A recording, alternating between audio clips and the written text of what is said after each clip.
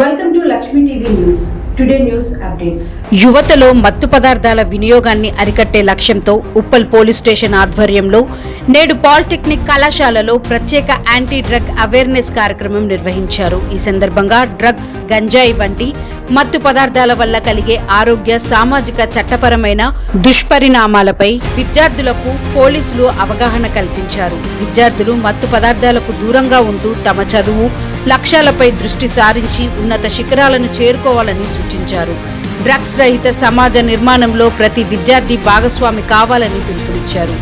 అలాగే పరిసర ప్రాంతాల్లో ఎక్కడైనా డ్రగ్స్ విక్రయాలు లేదా వినియోగం జరుగుతున్నట్లు తెలిసినా వెంటనే డయల్ 100 లేదా ఉప్పల్ పోలీసులకు సమాచారం అందించాలని, ఫిర్యాదు చేసిన వారి వివరాలు పూర్తిగా గోప్యంగా ఉంచబడతాయని పోలీసులు తెలిపారు.